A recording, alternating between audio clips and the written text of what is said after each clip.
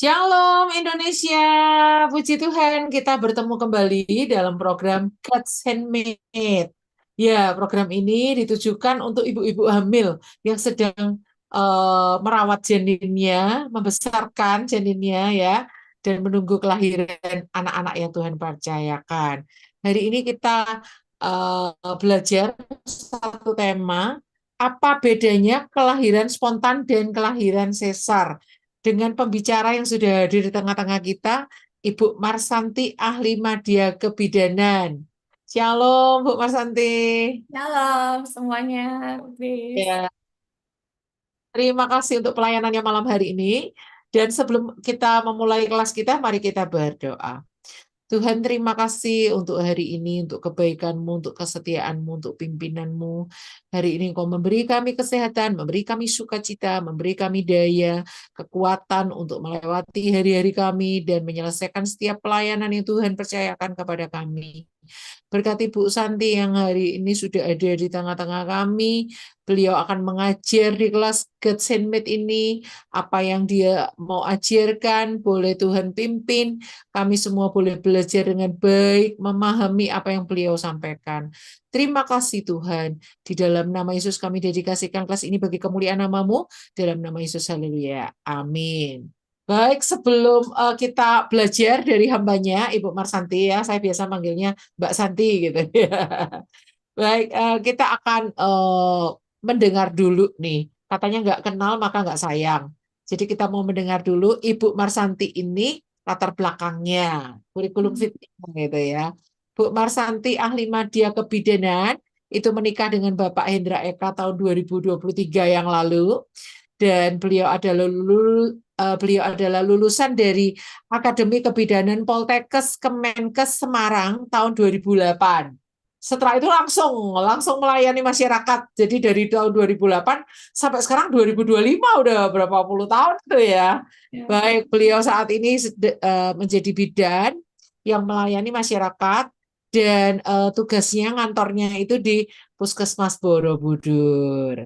Terima kasih loh Bu Santi untuk kesediaannya boleh menjadi pembicara di kelas Gatsmith ini. Sama-sama, Bu. Ya, baik tanpa berpanjang-panjang lagi, waktunya saya serahkan kepada Ibu Santi untuk mengajar kita semua. Salam semuanya. Eh, Ketemu lagi untuk kita belajar bersama-sama. Kesempatan ini kita akan sama-sama belajar menyimak persalinan. Apa bedanya persalinan eh, normal, spontan, dan sesar. Baik. Eh, Seperti kita tahu bahwa persalinan itu adalah proses lahirnya janin dan plasenta yang diawali dengan pembukaan jalan lahir.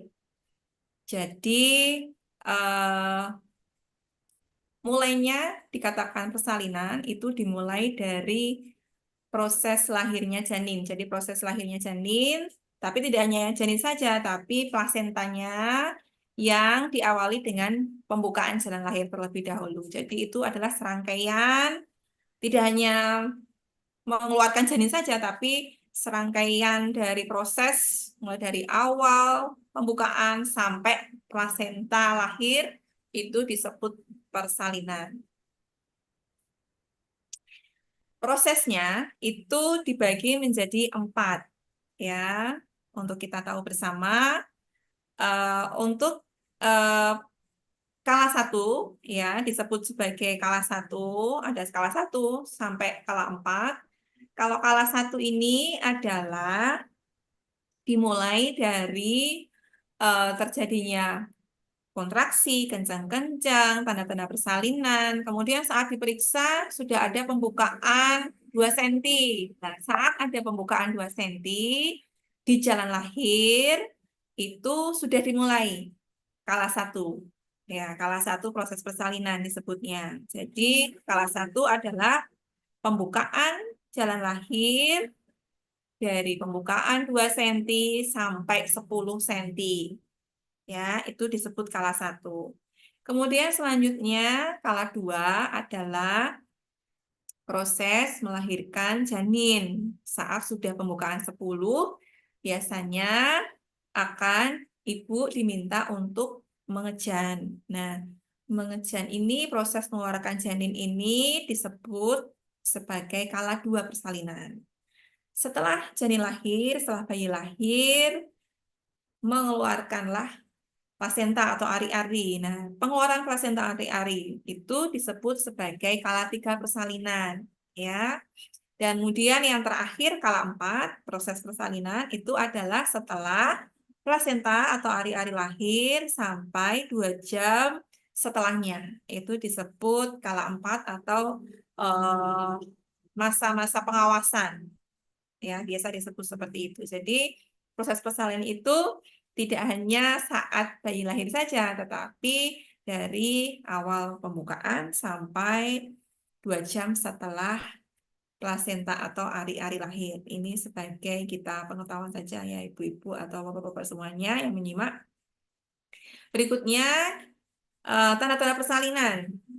Tanda-tanda persalinan ini sangat penting juga untuk diketahui, terutama untuk ibu-ibu hamil yang baru pertama kali mengalami dan akan mengalami proses persalinan yang pertama. Ini sangat-sangat penting, harus diketahui. Yang pertama adalah kencang-kencang atau kontraksi.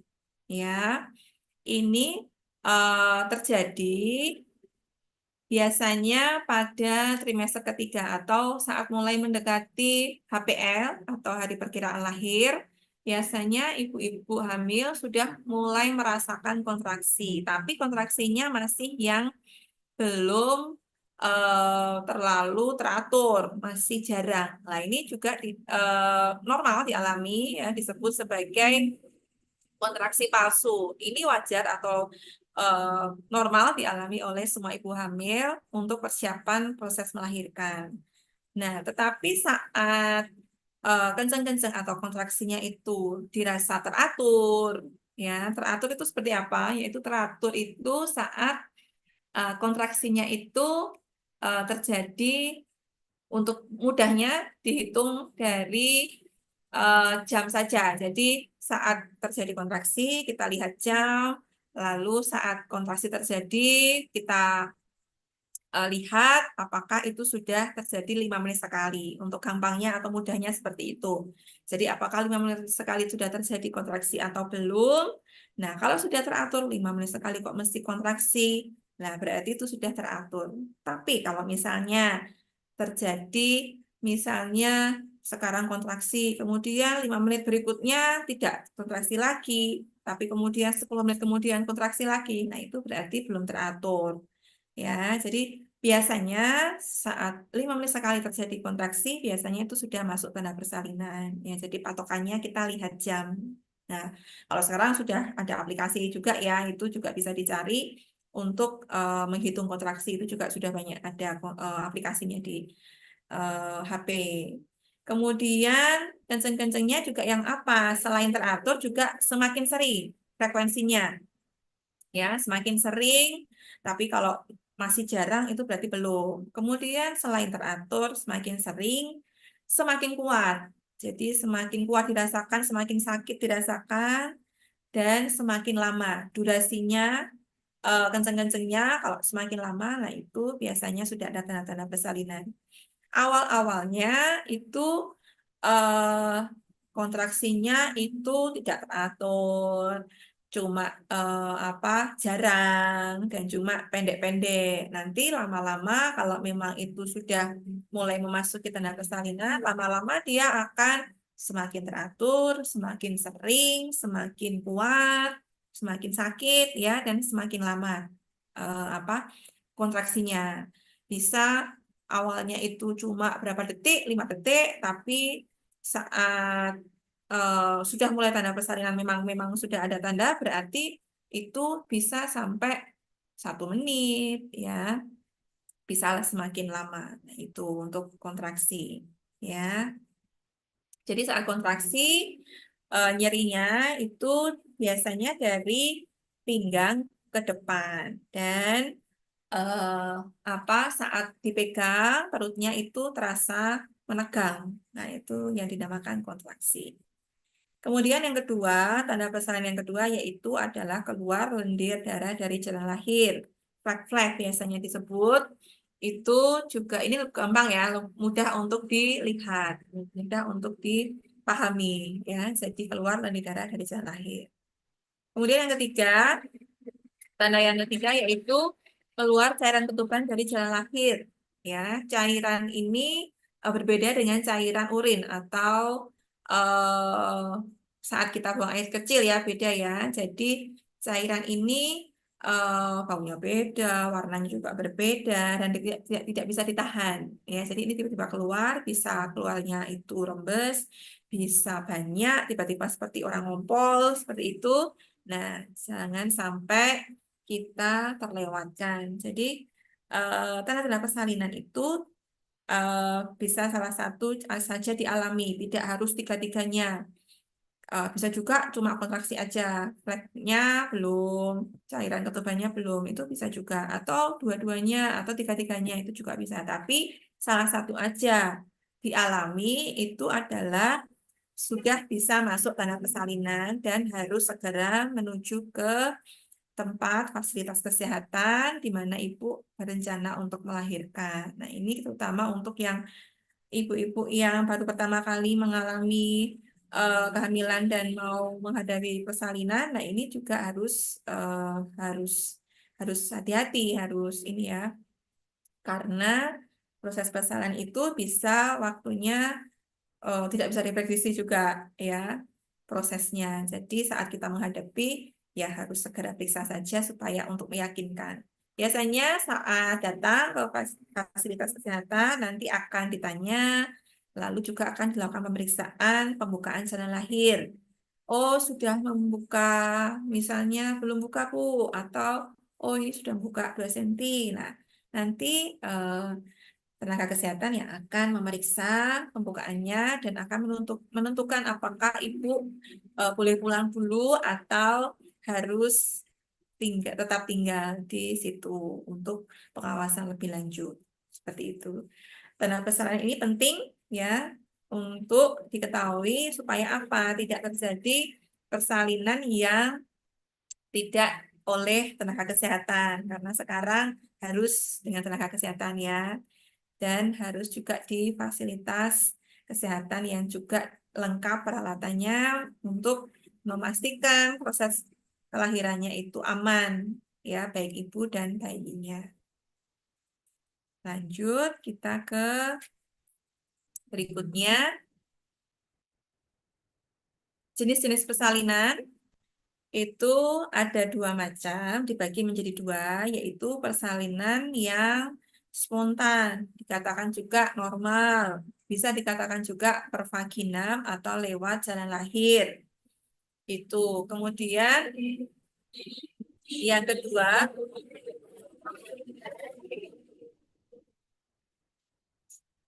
persalinan dengan tindakan yaitu bisa lewat operasi sesar, kemudian bisa juga ada yang namanya vakum ekstraksi. Ya, ada 2 jenis.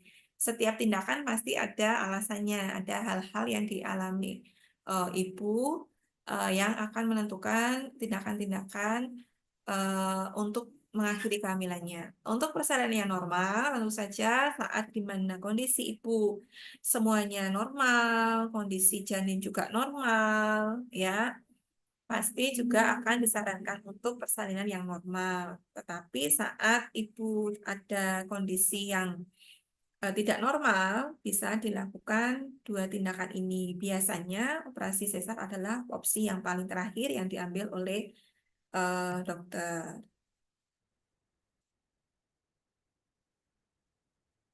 Nah, tanda-tanda persalinan tanda-tanda bahaya saat bersalin ini ada yang juga harus juga dipahami bahwa saat ibu hamil itu dalam proses melahirkannya itu mengalami tanda-tanda bahaya seperti yang akan disampaikan, ini bisa juga menjadi persiapan juga pengetahuan juga untuk ibu hamil saat mengalami, misalnya mengalami ya memang harus dilakukan di rumah sakit dan juga dengan dokter spesialis kandungan supaya aman. Nah, tanda-tanda bahaya persalinan ini bisa yang pertama itu adalah malposisi pada janin. Normalnya janin itu letaknya bagian kepala adalah di bawah. Tapi bisa juga dalam satu kondisi tertentu posisi janin itu berbeda. Bisa sungsang. Sungsang itu artinya bagian bawahnya adalah bokong. Bisa juga posisinya lintang atau melintang posisi janinnya di dalam. Bisa juga letaknya muka, jadi bagian bawahnya muka jadi agak endang seperti itu. Letak dahi juga posisinya agak endang sedikit, atau letak kaki, jadi bagian bawahnya kaki itu juga bisa terjadi. Nah, saat kondisi terjadi malposisi pada janin, nah ini memang bisa juga ada juga ya kalau sungsang bisa sih secara normal, tetapi dengan kondisi-kondisi tertentu dengan syarat-syarat tertentu. Untuk persalinan yang kedua, ketiga mungkin bisa dilakukan normal, tapi biasanya untuk kehamilan pertama ini kalau sungsang disarankan biasanya operasi. Tergantung juga dengan berat janinnya atau seberapa besar janinnya, itu juga mempengaruhi apakah bisa dilakukan normal atau tidak. Tapi untuk yang posisi janin lintang ini harus operasi ya, dan juga eh memang ya seperti itu kondisinya. Selanjutnya adalah keadaan tekanan darah yang tinggi, melebihi dari 140/90. Ini disebut juga adalah preeklamsi atau keracunan kehamilan. Nah, ini juga untuk penyebabnya sampai sekarang juga belum ada penyebab yang pasti. Tapi kalau untuk faktor risiko ada beberapa banyak, tetapi keracunan kehamilan atau preeklamsi ini bisa terjadi oleh siapapun. Awalnya mungkin dari awal kehamilan tensinya normal, sebelum hamil juga normal, pertengahan trimester 2 normal.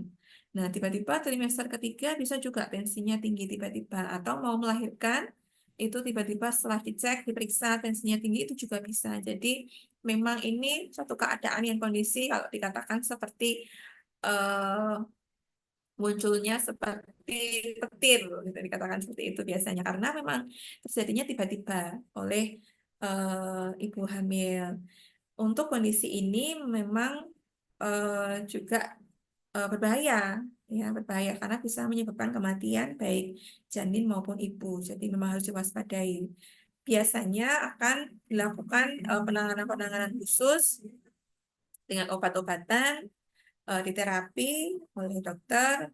Tapi kalau misalnya darurat bisa sampai kejang ya. Jadi kondisi tekanan darah tinggi itu bisa ke depannya memang menjadi kejang. Bahayanya yang paling parah ya, itu bisa menjadi kejang yang disebut eklamsi, yaitu kalau sampai kejang itu sangat-sangat membahayakan. Harus cepat penanganannya dan biasanya harus dilakukan operasi untuk mengakhiri kehamilan ya, karena keracunan kehamilan ini kondisi ini disebabkan karena kehamilannya. Jadi kalau semakin cepat diakhiri kehamilannya, semakin melahirkan akan membuat tekanan darah ibu akan stabil kembali. Jadi ini harus kondisi yang cepat penanganannya biasanya. Yang ketiga yaitu perdarahan. Perdarahan mengeluarkan darah dari jalan lahir. Ini juga kondisi yang tidak normal. Kalau tadi tanda-tanda persalinan adalah hanya flek atau lendir darah, lendir dicampur darah. Tapi kalau hanya darah saja, ya perdarahan, ya baik sedikit atau banyak itu berbahaya. Kemungkinan bisa macam-macam. Bisa karena rahimnya robek, bisa karena letak plasenta atau ari-ari yang tidak normal atau menutupi jalan lahir. Normalnya plasenta itu kan letaknya di atas bagian rahim dan bagian atas. Tetapi karena kondisi tertentu juga bisa juga munculnya tumbuhnya plasenta itu di segmen bawah rahim. Nah, itu yang menyebabkan perdarahan karena plasenta atau ari-ari itu kan isinya adalah pembuluh darah semua. Jadi kalau dia terkena atau tertekan sedikit saja, dia akan gampang mengeluarkan darah. Nah, saat plasenta itu berada di bawah, terjadi proses persalinan, janin semakin turun posisinya, dia akan menekan plasenta. Nah, ini yang biasanya menyebabkan darah keluar dari jalan lahir. Ini juga sangat berbahaya karena resiko perdarahan di dalam. Saat resiko perdarahan di dalam, resikonya kematian, ibu bisa juga kematian janin, itu juga harus benar-benar diwaspadai. Jadi saat ada perdarahan, segera mungkin harus dilakukan tindakan. Nah, ini biasanya juga perlu dan segera dilakukan tindakan operasi biasanya. Kondisi yang keempat yaitu ketuban pecah dini, ya, atau disingkat KPD. Biasanya KPD ini juga lumayan banyak terjadi pada ibu-ibu yang hamil. Ketuban pecah dini ini kondisi di mana keluar cairan ketuban sebelum waktunya. Kalau normalnya ketuban itu atau cairan ketuban itu eh, keluarnya saat proses persalinan. Misalnya sudah pembukaan 8, pembukaan 9, mau mendekati pembukaan 10, mau mengejan, atau saat mengejan itu juga pecah, itu normal. Tetapi ada satu kondisi tertentu ketuban itu keluar sebelum ada pembukaan. Ya, itu bisa juga terjadi. Penyebabnya bisa macam-macam. Ya, penyebabnya bisa macam-macam. Jadi, hal ini berbahaya pada janin. Jadi, ini bukan kondisi yang membahayakan ibu, tapi kondisinya ini membahayakan pada janinnya. Karena lama-lama kan nanti ketubannya itu akan habis, ya, karena kan keluar, terus keluar-keluar. Padahal ketuban itu berfungsi untuk eh, hidup dari janin itu, hidup dari perkembangan di si janin itu. Dia bernafas, dia akan juga akan mempengaruhi pernafasan pada bayi di dalam. Jadi memang sangat berbahaya kalau dibiarkan. Ini biasanya saat mulai ketuban keluar itu kita kasih waktu biasanya 24 jam dipantau, kemudian saat tidak terjadi pembukaan yang baik, yang majunya baik itu eh, dilakukan tindakan operasi. Tapi awalnya nanti akan dipantau sebelumnya. Akan dipantau, kemudian biasanya dilakukan induksi atau picu, dipicu, diberikan obat-obatan untuk memacu kontraksi, tapi kemudian kalau misalnya gagal saat diberikan eh, obat-obatan, tapi tidak ada pembukaan, ya ini biasanya juga mau tidak mau ya dilakukan operasi untuk supaya janinnya tetap aman, seperti itu. Kemudian berikutnya yaitu cairan ketuban berwarna hijau keruh. Ini juga berbahaya karena bisa mempengaruhi jalan nafas dari janin, ya. Hijau keruh ini bisa faktornya macam-macam. Biasanya ini terjadi saat ibu itu minum jamu, misalnya juga bisa, ya, minum jamu saat hamil. Nah, kenapa kok tidak boleh saat hamil minum jamu? Ya salah satunya karena nanti cairan ketubannya itu bisa berwarna hijau keruh. Normalnya cairan ketuban itu bening, ya, bening, mungkin kekuningan tapi ya nggak kuning banget, terus masih nggak keruh, ya. Tapi kalau bisa juga ada kondisi yang berwarna hijau keruh, nah ini bisa mempengaruhi pernapasan janin. Takutnya nanti lahir itu tidak menangis, tidak langsung menangis. Nah ini sangat membahayakan. Ini kondisi-kondisi yang juga harus segera dilakukan tindakan. Berikutnya ibu tidak kuat mengejan. Nah saat mulai pembukaan 10, ibu disuruh mengejan dan memang apa proses skala 2 tadi, ya, skala 2 persalinan. Nah, satu kondisi ibu tidak kuat mengejan itu bisa terjadi dialami karena sudah hilang tenaganya, ya, saat mau pembukaan 10 itu mungkin ibu juga tidak mau makan, tidak mau minum, ya, mungkin teriak-teriak, teriak-teriak atau menghabiskan energi yang banyak saat mau menunggu buka 10. Nah, saat buka 10 itu saatnya mengejan, mendorong bayi untuk lahir, dia tidak kuat. Nah, bisa juga ini terjadi. Nah, ini juga sangat membahayakan. Ini membahayakan untuk janinnya karena saat sudah di dasar panggul harus dikeluarkan, harus didorong keluar. Nah, ibu tidak mendorong. Nah, jadi stuck di situ. Ini juga berbahaya, ya. Perlu juga dilakukan tindakan. Berikutnya terjadi kawat janin saat proses persalinan, janin itu harus rutin atau terus dipantau oleh penolong persalinan. Dia akan terus dipantau detak jantungnya. Nah, saat ada kondisi detak jantungnya itu ternyata melebihi normal, ya, nah bisa terjadi gawat janin lebih dari 160 kali per menit. Nah, saat kondisi itu bisa juga terjadi gawat janin di dalam, mungkin karena terbelit ari-arinya, apa eh, salurannya atau seperti apa, bisa juga banyak kemungkinan terjadi. Lah itu bisa terjadi gawat janin. Nah, ini juga harus segera diakhiri ya, segera dilakukan tindakan juga. Berikutnya, ya, operasi sesar. Operasi sesar seperti yang sudah saya sampaikan adalah pilihan tindakan yang paling terakhir yang biasanya diputuskan oleh seorang dokter, ya. Untuk persalinan normal biasanya dengan bidan bisa saat semua kondisi normal, saat semua proses pemantauan normal biasanya boleh dilakukan oleh penolong persalinan bidan. Tapi saat kondisi-kondisinya tidak normal, yang mau tidak mau harus dilakukan rujukan ke rumah sakit atau ke rumah sakit yang menyediakan fasilitas yang lengkap, yang ada dokter spesialisnya biasanya ya. Kemudian saat dilakukan pemantauan, dilakukan pemeriksaan, memang memang harus dibutuhkan untuk operasi sesar ya, tentu harus memang diterima oleh semua ibu ya. Karena sebagian besar kan menginginkan persalinan itu normal. Karena pemulihannya cepat dan apa mungkin ada ibu-ibu juga yang takut menghadapi operasi. Nah, ini tentu sejak awal harus disadari oleh ibu hamil bahwa apapun nanti eh, proses persalinan yang akan dihadapi ya harus apa ya harus legowo, harus mau juga ikut aja dengan apa yang menjadi apa keputusan atau tindakan yang diambil oleh dokter yang memeriksa nantinya. Itu yang sering saya sampaikan untuk ibu-ibu hamil, karena awalnya kan biasanya semua semua pengen normal ya kalau melahirkan, tapi ada satu kondisi tertentu yang memang harus operasi, ya harus mau gimana lagi, ya harus diterima dengan legowo, dengan ikhlas, ya harus juga dihadapi dengan tenang juga ya, karena ini juga untuk kebaikan dari ibu dan bayi juga ya, tidak apa-apa seperti itu. Ya karena operasi sesar memang butuh biaya yang banyak ya, dengan biaya yang besar, karena dia juga membutuhkan tempat yang apa di rumah sakit, kemudian obat-obatannya juga, dan juga tenaga-tenaga eh, yang yang ada itu juga membutuhkan banyak orang ya, tim yang banyak ya, ini juga membutuhkan biaya yang besar. Tapi untuk yang memiliki jaminan kesehatan BPJS bisa di cover ya untuk operasi sesar dengan indikasi tentunya, ya dengan indikasi tertentu ini bisa di cover oleh BPJS.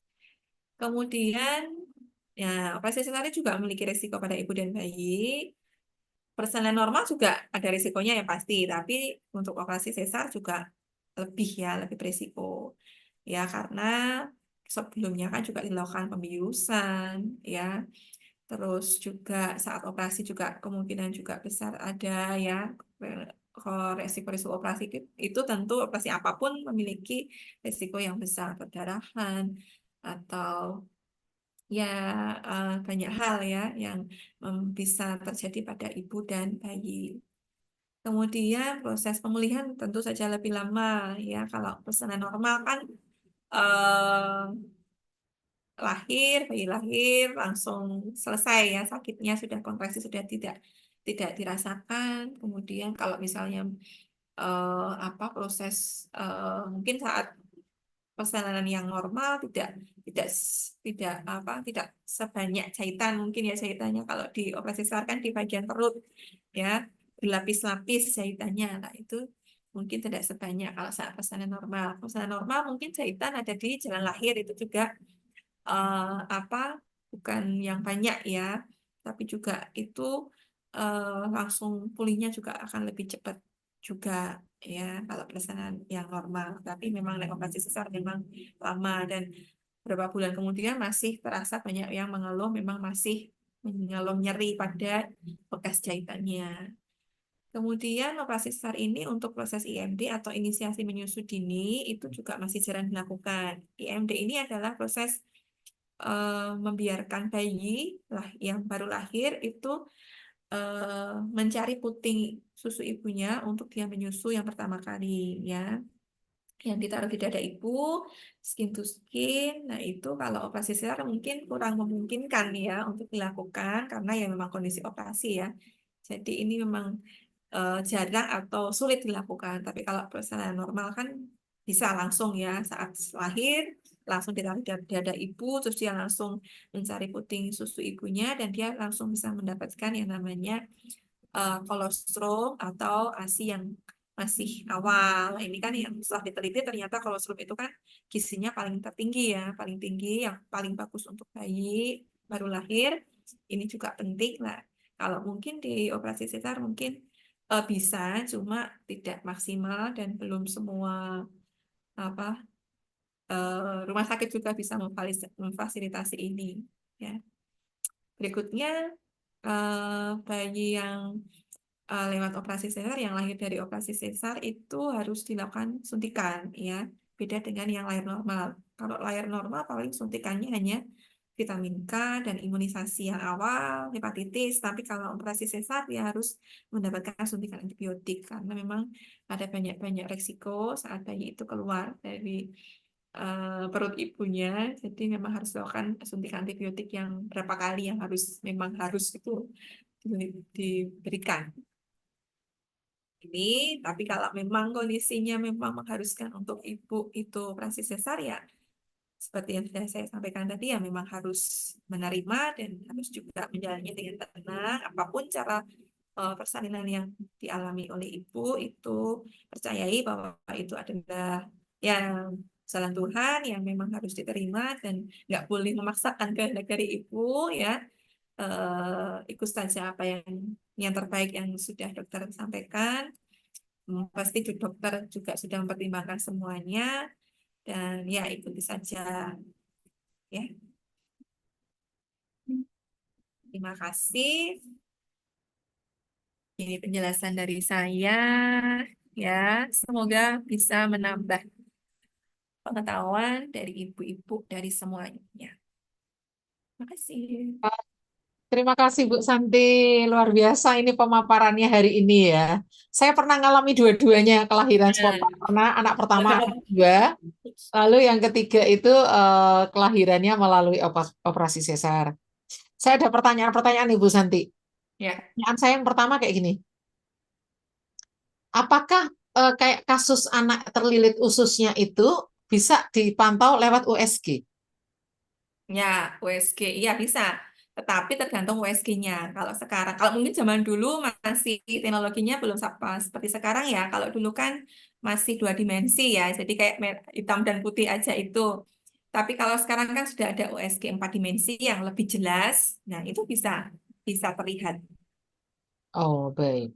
Lalu pertanyaan saya kedua, kan kayak resiko bu melahirkan itu meninggal dengan resiko anak dilahirkan itu meninggal dengan kecanggihan apa namanya dunia medis saat ini ya Bu Santi, kayaknya resiko itu semakin lama semakin mengecil ya. Jadi kita tuh kayaknya nggak perlu takut kayak zaman dulu kan kayak totoan nyawa banget tuh mempertaruhkan nyawa tuh melahirkan tuh ya. Tapi zaman sekarang nih kan kayak jarang lah terjadi kematian ibu dan anak. Itu Ya, bagaimana pendapat Ibu Santi? iya sih. Ya, memang kalau dulu kan juga masih ada kayak yang namanya dukun bayi yang ditolong, kalau yang di desa-desa ya, di daerah-daerah itu kan masih banyak yang belum ada tenaga kesehatan, jadi memang mereka banyak melakukan salinan di rumah yang ditolong oleh dukun bayi yang tentu saja tidak memiliki banyak ilmu untuk melakukan pertolongan persalinan yang juga eh, yang baik juga. Itu juga pertama. Jadi banyak juga waktu itu banyak kematian ibu dan bayi ya karena memang tidak ada penolong persalinannya dan budaya juga itu juga mempengaruhi, SDM juga mempengaruhi. Tapi lama-lama semakin ke sini, semakin masyarakat diberikan edukasi, ke desa-desa sekarang sudah ada bidannya. Jadi mereka untuk sekarang sudah banyak yang bahkan tidak ada ya.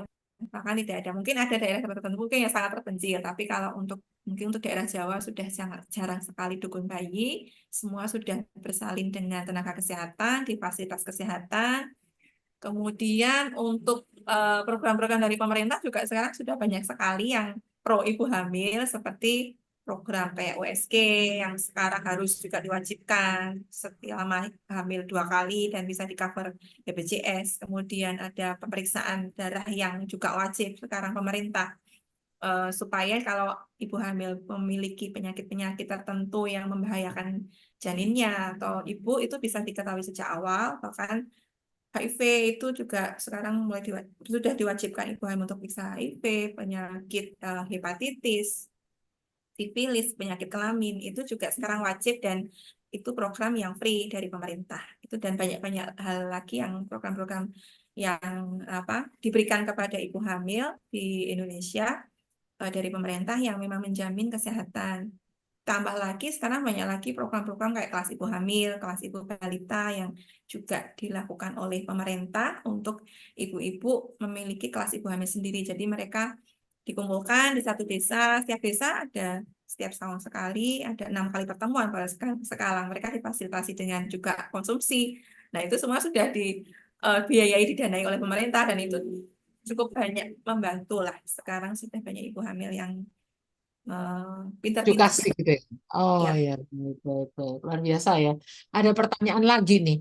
Misalnya nih, seorang ibu hamil nggak diberi aba-aba oleh dokter, ini bakal operasi, nggak ada kelainan apapun gitu loh. Nggak Hmm. ada yang genting harus dioperasi, tapi si ibu ini ngotot, pokoknya aku mau operasi karena mau milih tanggal kelahiran, biar sama dengan dia, atau sama dengan suaminya, atau sama dengan kakaknya, atau sepupunya, atau kakek neneknya, biar ulang tahunnya bareng. Kalau operasi kan bisa milih tanggal. Juga mungkin ada beberapa ibu-ibu itu yang mungkin menganggap kalau lewat operasi sesar itu jalan lahirnya kan beda. Nah, dia mungkin mau ya ada tujuan tertentu lah, mungkin mau gadis terus gitu ya. Terus yang Ya. ketiga nih, mungkin apa namanya dia menganggap kalau operasi banyak biaya keluar tuh semakin keren gitu, semakin kayak mentereng kayak gitu. Apa spontan operasi dong gitu ya. Eh Pendapatnya Bu Santi seperti apa tuh? Iya, itu fenomena Maksudnya yang boleh nggak sih sekarang kita ya, tuh Mas. maksudnya memutuskan melahirkan dengan sesar, padahal dokter tuh nggak nyuruh. Itu gimana? Kalau secara medis tuh gimana pendapat Bu Santi? Kalau medis sih selama dia umur kehamilannya itu tadi ya aterem atau cukup bulan itu sebenarnya nggak apa-apa untuk medis ya. Nggak apa-apa kalau dia sudah umur 37 sampai 40 minggu itu tadi yang saya sampaikan. Kalau memang cukup bulan sudah siap bayinya itu keluar, lahir dia sudah aman, nggak prematur, biasanya nggak apa-apa ya. Karena memang fenomena sekarang memang ada seperti itu karena juga artis-artis itu ya. Dan ya ada dokter-dokter juga yang memang ya memfasilitasi dari keinginan dari ibu-ibu itu untuk memilih tanggal lahir anaknya untuk segi medis ya. Tetapi tetap dokter tersebut tetap ya memperhitungkan juga umur kehamilannya. Kalau memang sudah memang tanggal yang diinginkan itu memang sesuai dengan umur kehamilannya memang sudah aterem atau memang sudah cukup bulan ya itu memang aman seperti itu. Oh iya. Oke, ada pertanyaan terakhir nih. Nah, Kayaknya tuh saya pernah dengar nih kalau melahirkan sesar kan saya pernah melahirkan sesar anak ketiga yang meninggal itu kan sakit sekali kan. Karena untuk menyembuhkan luka sayatan operasinya itu kan lama sekali, sakit sekali kan. Kalau melahirkan spontan kan 2 hari kita udah bisa jalan, ya kan. ya. Nah, pertanyaan saya nih Bu Santi, benar nggak kalau ada rumor yang mengatakan bahwa dengan kecanggihan alat-alat, kecanggihan obat-obat, itu melewat jalan operasi itu bisa nggak sakit sama sekali, bekas operasinya bisa cepat 1 jam 2 jam, udah nggak sakit, udah bisa jalan langsung gendong anaknya dan seterusnya, itu benar nggak sih Bu Santi? Ada Bu sekarang artis-artis. Kecanggihan obat. Ada, ya Ya. sekarang ada erak Oh gitu. gitu ya. Ya, jadi itu kayak biusnya itu memang berbeda dan sekarang memang eh, cara untuk menjahitan apa teknik menjahit dokter itu juga berbeda dari dibandingkan dulu. Sekarang memang semakin teknik menjahitnya juga beda, kemudian obat biusnya, pembiusannya juga beda tekniknya. Sekarang memang berkembangnya cukup banyak sekali, jauh ada Bu. Jadi memang kayak yang artis-artis itu kayak itu memang ada sih. Ya memang dan juga sudah ada memang jadi langsung bisa beraktivitas sekarang. Sekarang semakin canggih Bu. Obat-obat juga semakin luar biasa. Ada. Oh, baik, baik, baik. Terakhir nih, tadi udah bilang terakhir, tapi muncul pertanyaan lagi nih. Tahu nggak apa-apa Bu.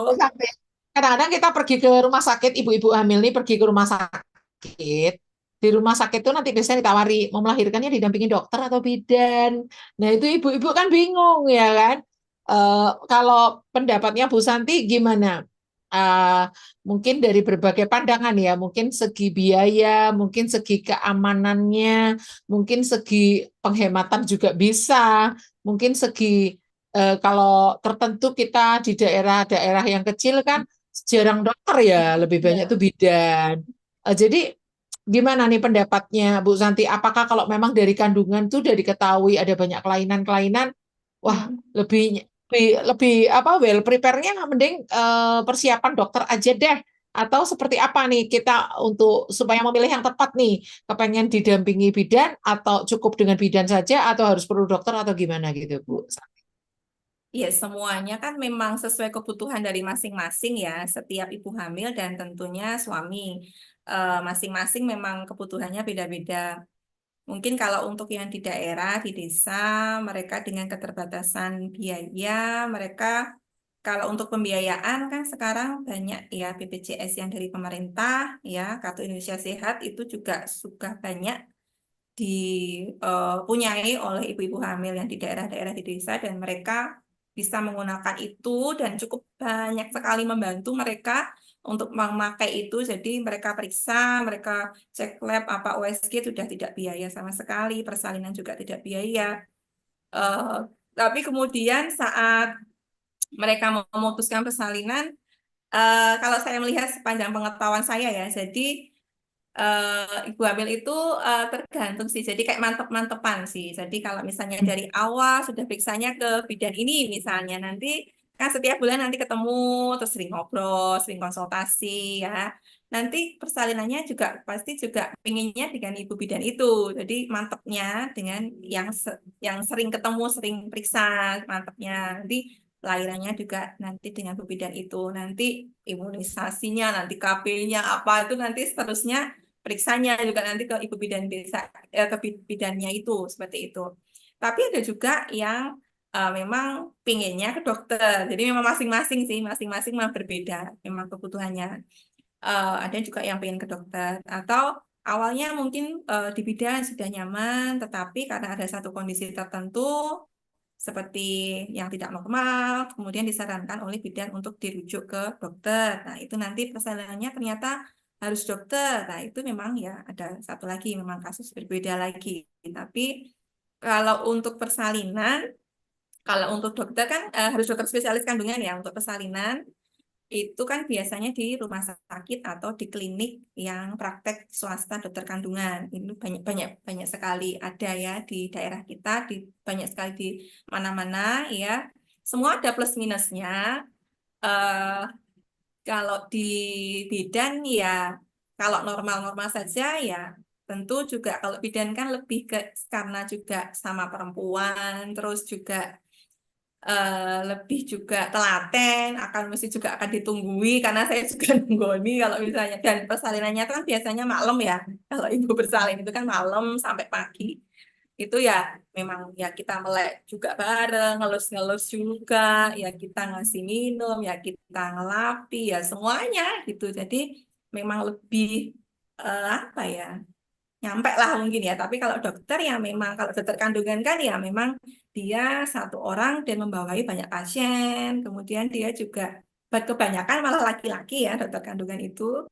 Dan dia juga membawahi banyak. Jadi punya tanggung jawab banyak. Banyak. Mungkin satu dokter bisa beberapa rumah sakit dia menghandle beberapa rumah sakit dan sibuknya minta ampun kalau dokter. Jadi kalau kadang kita periksa aja kalau misalnya kita konsultasi USG atau apa, kalau kita nggak tanya, kadang beliaunya tidak memberikan penjelasan yang panjang lebar. Jadi memang banyak pasien yang kadang Bu kalau periksa ini kok anu ya dokternya kok ini kadang seperti itu. Tapi ya memang karena dokter itu seperti itu ya kebanyakan. Ya mungkin ada yang menjelaskan dengan panjang lebar, cuma jarang. Dan memang kita yang harus aktif bertanya. Ya, mungkin karena ya dokter spesialis memang beliaunya sibuk dan dokter kandungan juga apa ya beliau juga 24 jam kan jam kerjanya.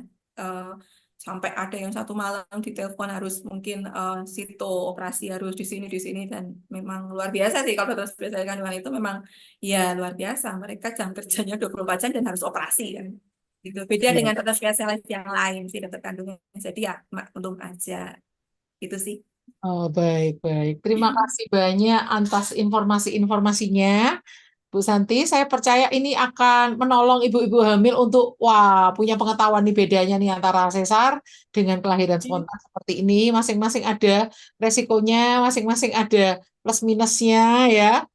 Dan saya percaya penemuan di abad mutakhir ini tentang sesar itu pasti juga atas kehendak Tuhan juga. Ya, Sehingga kita nggak perlu anti kalau memang ya, suruh sama dokter sesar ya. ya. Jangan kayak saya dulu tuh anti sekali, tapi ternyata bener anak ketiga saya sesar.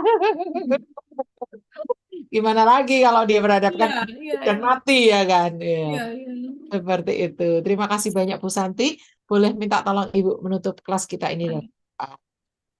Terima kasih Tuhan Yesus, terima kasih untuk penyertaanmu. Kami sudah belajar tentang persalinan dan biarlah Engkau Tuhan yang akan memberkati semua yang sudah menyimak dan biarlah ini belum menjadi pengetahuan, menjadi hikmat, boleh menambah wawasan untuk semuanya dan setiap apa yang mereka alami boleh selalu dalam kedalam rencanamu, apapun proses persalinan yang akan dijalani nantinya, itu semua baik, berasal darimu dan mereka boleh mendapatkan kesehatan, kekuatan yang daripada Engkau. Terima kasih Tuhan Yesus.